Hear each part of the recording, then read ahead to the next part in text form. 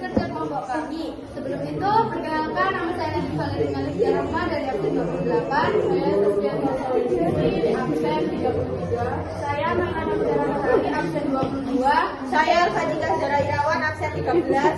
Saya Muhammad Biwas Negarawi, nomor absen 25. Saya Rekasa Abdullah Pranajaya, absen 10. Yang pertama ada latar belakang. Kerajaan Tarumanegara merupakan salah satu kerajaan Hindu pertama di Jawa yang berkembang di Jawa Barat. Keberadaan kerajaan Tarumanegara diketahui melalui peninggalan prasasti dan catatan dari Tiongkok. Kerajaan Tarumanegara memiliki peran penting dalam proses awal masuknya Hindu dan sistem pemerintahan di kerajaan di Nusantara. Yang kedua ada sejarah berdirinya Kerajaan Tarumanegara. Jadi pada awal mulanya Kerajaan Tarumanegara didirikan oleh seorang resi yang bernama Jaya Sinowarman yang berasal dari India. Karena dia bosan di negaranya sendiri banyak peperangan, dia memilih berimigrasi ke Nusantara, khususnya di wilayah Jawa Barat. Dan pemerintahan pada Kerajaan Tarumanegara sekitaran aliran Sungai Citarum, khususnya Jawa Barat. Yang ketiga ada politik dan sosial awal. Pada masa berdirinya Kerajaan Tarumanegara telah memiliki sistem pemerintahan yang teratur dengan raja pemimpin tertinggi. Masyarakat Tarumanegara menganut agama Hindu dan mengenal pengembangan golongan sosial. Kehidupan sosial masyarakat mulai berkembang saat masuknya pengaruh kebudayaan India. Yang keempat ada masa kejayaan Kerajaan Tarumanegara. Masa kejayaan Kerajaan Tarumanegara terjadi pada pemerintahan Raja Purnawarman.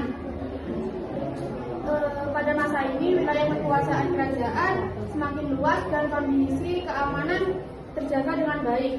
Kerajaan Tarumanegara dikenal sebagai kerajaan yang kuat, makmur, serta memiliki pengaruh besar di wilayah Jawa Barat. Yang kelima ada perkembangan ekonomi dan budaya. Pada masa kejayaannya, Tarumanegara mengalami perkembangan pesat di bidang ekonomi dan budaya. Lalu Raja Purnawarman membangun saluran irigasi sungai Bongmati dan Candrabaga untuk meningkatkan hasil panennya. Selain itu, hubungan perdagangan antara India dan Tiongkok semakin berkembang, serta kebudayaan Hindu makin mengakar pada kehidupan masyarakat. Yang terakhir adalah masa kemunduran dan kerubuhan Kerajaan Tarumanegara. Kerubuhan Kerajaan Tarumanegara dimulai saat wafatnya Raja Purnawarman. Lemahnya kepemimpinan raja-raja penerus, munculnya kerajaan-kerajaan baru seperti Kerajaan Galuh dan Sunda, serta perpindahan jalur perdagangan membuat kekuasaan Kerajaan Tarumanegara semakin melemah. Akhirnya pada abad ke-7 Masehi, Kerajaan Tarumanegara runtuh dan terbagi menjadi kerajaan-kerajaan kecil. Dari ini ada yang ditanyakan?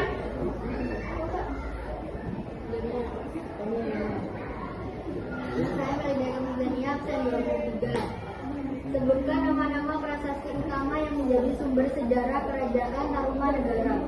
Yang pertama ada prasasti Ciarutem, yang kedua ada prasasti Pasirawi, yang ketiga ada prasasti Jambu, yang kedua ada prasasti Tugu, dan yang terakhir ada prasasti Kebun Kopi. Ada lagi? Ya. Jesslyn, absen 17. Bagaimana Kerajaan Tarumanegara bisa runtuh? Pada awal mulanya Kerajaan Tarumanegara memiliki pendiri yang bernama Jaya Sinowarman. Kemudian Jaya Singawarman memiliki putra yang bernama Dharmaya Warman. Kemudian Dharmaya Warman memiliki putra yang bernama Purnawarman. Nah, pada masa kejayaan ini Purnawarman memimpin kerajaan Tarumanegara, sehingga kerajaan Tarumanegara menjadi kerajaan yang termasyhur pada saat Purnawarman memimpin. Kemudian Purnawarman memiliki anak Indrawarman, kemudian Chandrawarman. Setelah Chandrawarman memiliki Suryawarman, dan setelah Suryawarman memiliki anak lagi yang bernama Sudawarman. Setelah Sudawarman memiliki lagi Heri Sawarman. Setelah Heri Sawarman memiliki lagi Nogogeni Sawarman. Setelah itu memiliki anak lagi yang bernama Ligawarman.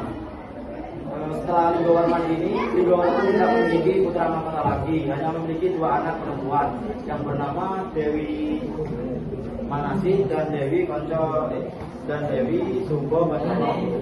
Ketika Raja Ligawarman ini wafat, tidak ada penerus lagi, sehingga suami dari Dewi Manasihan yang menjadi penerus dari Ligawarman yang bernama Tarubowo. Setelah Tarubowo menjabat menjadi raja, kemudian Tarubowo berinisiatif mengganti nama Tarumanegara menjadi Kerajaan Sunda. Jika kalian ketahui, Kerajaan Tarumanegara terbagi menjadi dua wilayah. Yang pertama ada wilayah barat, yaitu dipimpin oleh Tarusbowo, dan wilayah timur dipimpin oleh Puretika Bayu. Kemudian usulan Raja Tarusbowo tidak disetujui oleh pemimpin dari timur. Oleh karena itu terpecah menjadi dua kubu, yaitu suku Sunda yang dipimpin oleh Raja Tarusbowo dan suku Galuh yang dipimpin oleh Puretika Bayu. Itu merupakan faktor internal yang terjadi, dan faktor eksternalnya pada abad ke-7 setelah Ligawarman wafat, kerajaan Sriwijaya dipimpin oleh Hyang Sri Jayanasa menyerang kerajaan Tarumanegara. Dan pada saat itu kerajaan Tarumanegara sudah runtuh menjadi dua kerajaan, yaitu Galuh dan Kerajaan Sunda. Apa ada pertanyaan lagi? Sudah. Sekian presentasi dari kami. Kurang lebihnya mohon maaf. Wassalamualaikum warahmatullahi wabarakatuh.